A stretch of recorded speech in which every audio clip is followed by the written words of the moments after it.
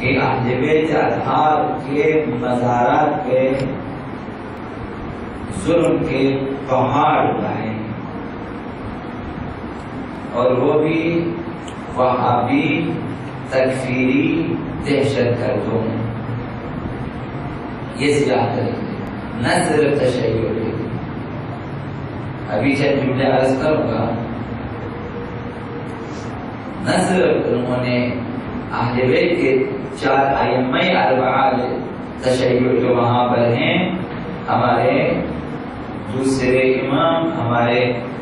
جو ہیں چوتھے امام، 5ویں اور 6ٹھے امام جو وہاں دفنے، صرف ان کے مزارات کو نہیں گرائے، سینکڑوں اصحاب پیغمبر کے مزارات کو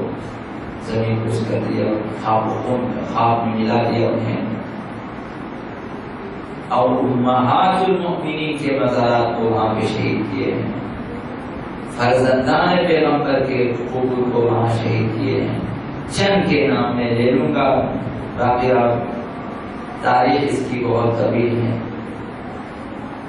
صرف تذکرے کے لیے کہ آپ کے ذہنوں میں رہے، پوری تاریخ اور پوری داستان یہاں ناممکن ہے کہ انسان بیان کرے، صرف اس لیے کہ اہل بیت اطہار کے دفتر میں درج ہو جائے کہ ہم نے تذکرہ کیا اور لوگوں تک منتقل کیا، لوگوں کے ذہنوں میں یہ باتیں ڈال دی کہ 8 شوال جو 1-2 دن اگر گزر چکے،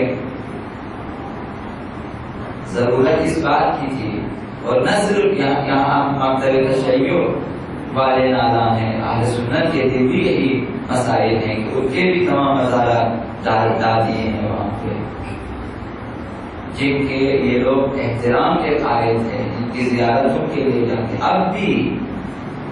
جو اہل سنت کی تعداد ہے جنت البقیع میں زیارت کے لیے آنے والوں کی تعداد شیعوں کے مقابلے بہت زیادہ، شیعوں کی تعداد وہاں بہت کم ہے، جنت البقیع میں زیارت کے لیے اہل سنت کی تعداد بہت زیادہ ہے.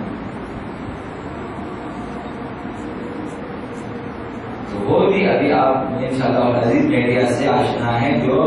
اس سلسلے میں پروگرام رکھتے ہیں، ان میں دیکھیں تو آپ کو اندازہ ہوگا کہ اہل سنت کیا کہتے ہیں، جو حقیقی اہل سنت ہے. بعض تکفیری گروہوں نے اس نام کو استعمال کیا ہے تاکہ اپنے جو سیاہ کارنامے ہیں انہیں انجام دینے کے لیے اہل سنت کے نام کو استعمال. اصل میں وہ وہابی تکفیری گروہ تھے، انہوں نے جو اصل اہل سنت ہیں وہ اب بھی میڈیا پہ آپ دیکھیں، وہ بددعائیں کل ہی میں نے ان کی تقریریں سنی ہیں جنہوں نے مزارات کو ٹائے ہیں، اور ابھی جو ہے روضہ پیغمبر اسلام کو ٹانے کی دھمکی دے رہے ہیں. اہل سنت ان کے حق میں بددعائیں دے دیتے ہیں، ان سے اظہار براءت کرتے ہیں. تو نہ صرف ہمارے لیے بلکہ عالم اسلام کے لیے یوم سیاہ ہے. دیکھیں اب اس کے پس منظر میں کیا ہے وہ رہنے دیں، بہت جو ہے طویل داستان اور طویل جو دجالی، سفیانی، صہیونی منصوبے ہیں اس کے پیچھے، اور اس تکفیری اور دہشت گرد گروہوں کا جو کہ اتنے سالوں سے وجود میں آئے ہوئے ہیں، آج کے نہیں ہے، بہت پہلے سال پہلے کے ہیں کہ وجود میں آئے ہیں. ان کے وجود میں آنے کے اسباب بہت زیادہ ہیں. اب بول رہے ہیں ہم صرف یہاں تذکرے کریں گے جنت البقیع میں حضرت رسول خدا صلی اللہ علیہ وآلہ وسلم کے اجداد دفن ہیں، امہات المؤمنین وہاں پہ دفن ہیں، اور جلیل القدر اصحاب دفن ہیں، اور تابعین وہاں پہ دفن ہیں جنہوں نے اصحاب پیغمبر خود پیغمبر کو نہیں دیکھا لیکن اصحاب پیغمبر کو دیکھا، وہ تابعین کہلاتے ہیں. ان کے مزارات ہیں وہاں پہ، شہداء احد کے کچھ مزارات وہاں پر ہیں، شہداء کے جو ہیں قبور وہاں پر. تو آج شوال جہان اسلام کا امانگیز ترین دن ہے. آج سے 90 سال پہلے آج سے 90 سال پہلے 1344 ہجری میں وہابی تکفیری دہشتگرد گروہ نے جنت البقیع کے تاریخی قبرستان کو منہدم کر دیا۔ اب اس تاریخی قبرستان میں کس قدر تاریخ ہیں وہ رہیں، آپ خود انشاءاللہ آشنا ہے، کتابوں سے یا میڈیا سے آشنا ہے، نیٹ سے آپ تمام چیزیں دیکھ سکتے ہیں، پڑھ سکتے ہیں ہر زبان میں۔ جنت البقیع کی تاریخ میں ابن بطوطہ نے کیا لکھا ہے، تو دوسرے سیاحوں نے کیا لکھا، جنہوں نے وہاں پہ گئے ہیں، ایک ایک مزارات کے لکھے اور گنبدوں کا لکھا، حتیٰ ان کے دروازوں کا لکھا ہے کہ کس قدر گنبد، کس قدر دروازوں میں کس قدر نقش نگار تھے، یہاں تک بھی انہوں نے بیان کیا ہے۔ لہٰذا یہ دن تاریخ اسلام میں یوم الحرم سے معروف ہے، انہدام کا دن۔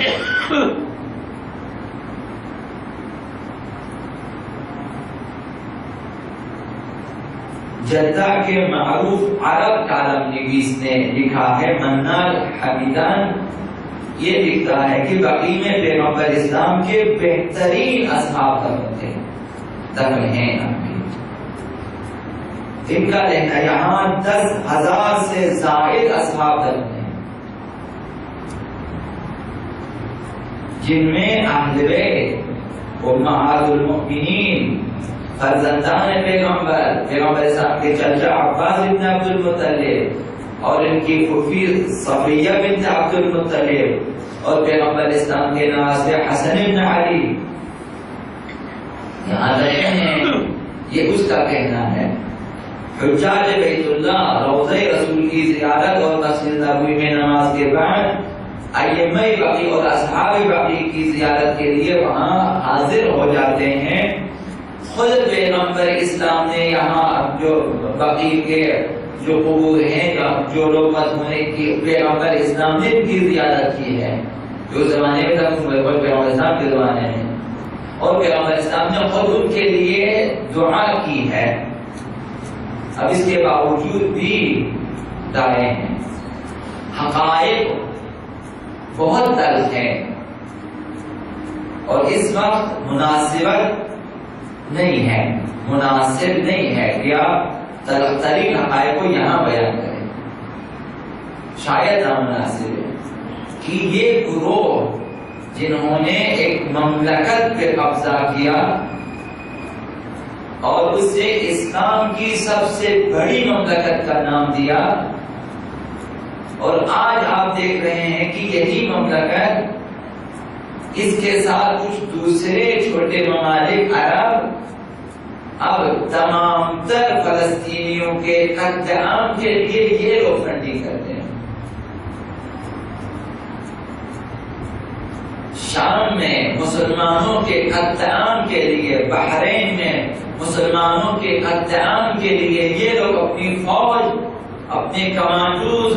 اور اپنے دوسرے افراد اور اسلحہ بیچ رہے ہیں، ساری دنیا کو کر رہے ہیں۔ آخر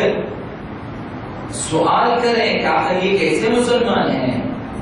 جو دوسرے ممالک میں فوج بھیجتے ہیں اور انہیں قتل عام کرتے ہیں؟ نہ صرف شیعہ، اہل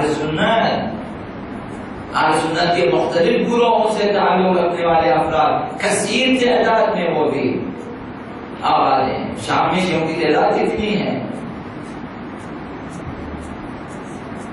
بحرین پہ چڑھائی کر دیتے ہیں، شام پہ چڑھائی کر دیتے ہیں، لبنان پہ حملے کر دیتے ہیں،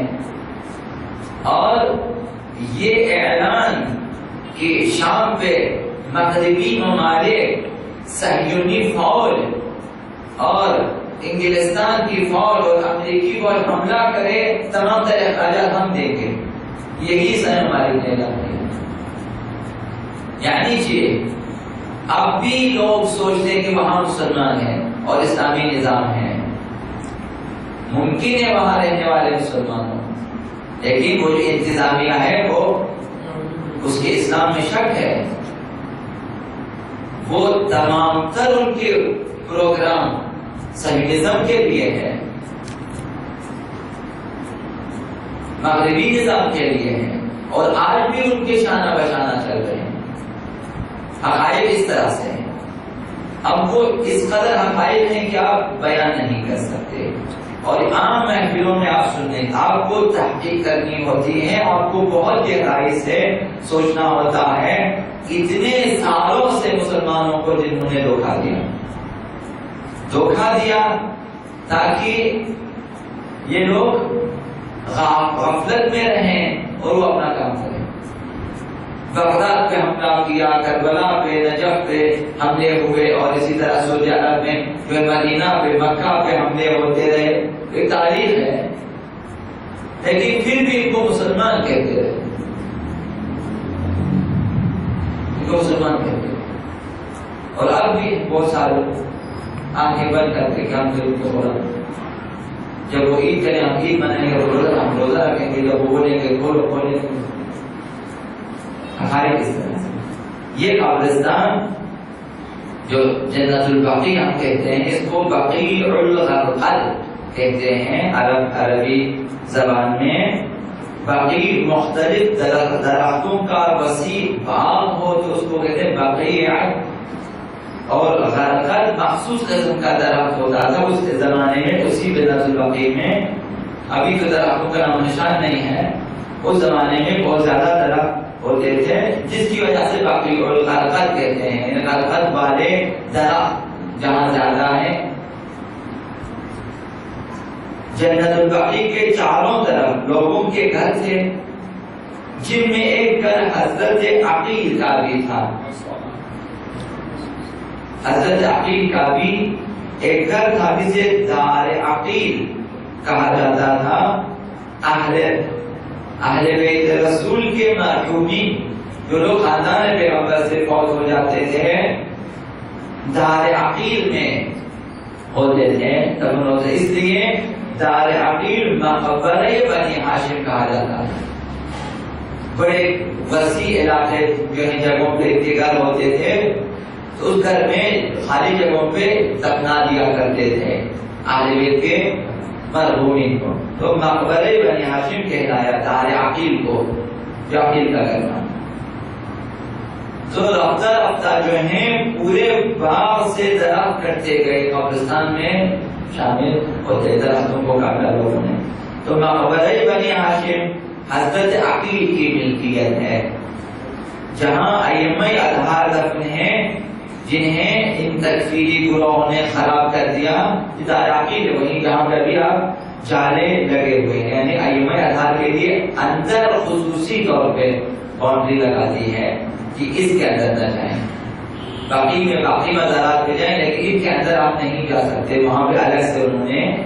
گرل لگا دیا ہے، خود باقی کے اندر ایک باہر کی جو باؤنڈری ہے، ایک ان کے اندر جو مخصوص صرف ائمہ اطہار کے قبروں کے لیے دار عقیل جہاں ائمہ اطہار دفن ہوتے تھے۔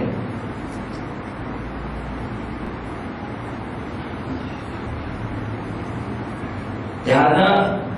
تاریخ کی تمام باتوں کے بیان کرنے سے قاصر، پھر بھی بہت کچھ بیان ہوگا۔ مدینے والے مسلمانوں کی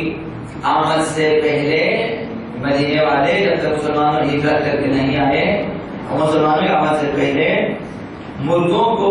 دو قبرستانوں میں دفناتے تھے، بنی حرام اور بنی سالم، دو جگہیں تھی، وہاں دفن کرتے تھے۔ اس قبرستان میں اسلام کی اہم شخصیات دفن ہیں، ان میں سرور ائمہ اربعہ تشیع، ہمارے 4 معصوم امام وہاں پہ دفن ہیں۔ حضرت امام حسن المجتبی علیہ السلام اور حضرت آبا امام زین العابدین علیہ السلام اور حضرت آبا امام محمد باقر علیہ السلام اور حضرت آبا امام جعفر الصادق علیہ السلام، یہ 4 ائمہ اسلامی شخصیات ہیں، تاریخی شخصیات ہیں، پیغمبر اسلام کے قریبی ترین شخصیات ہیں، جن کے بارے میں سینکڑوں پیغمبر اسلام کی حدیثیں، جن کے فضائل میں درج ہیں۔ علامہ سید محمد امین لکھتے ہیں کہ بقیع میں پیغمبر اسلام کے چچا عباس ابن عبد المطلب دفن ہیں، حضرت عباس ابن عبد المطلب، اور پیغمبر اسلام کے والد عبداللہ بن عبد المطلب دفن ہیں، اور امہات المؤمنین دفن ہیں، بہت سارے امہات، ساری امہات ہیں وہاں، کافی امہات ہیں، اور عثمان بن عفان یہ بھی دفن ہیں، یہ اب اسے بعد میں شامل کیا گیا ہے، اس کی ایک تاریخ ہے، اور اسماعیل بن جعفر حضرت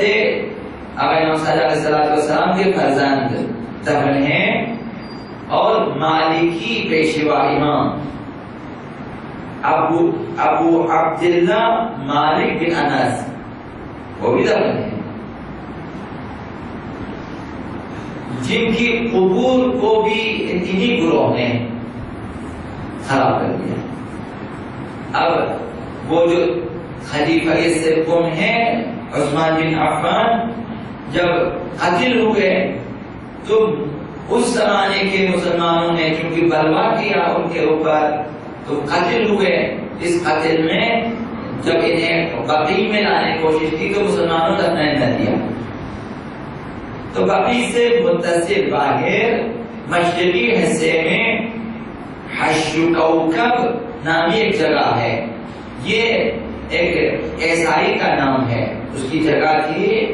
وہاں پہ دفن کر دیا گیا۔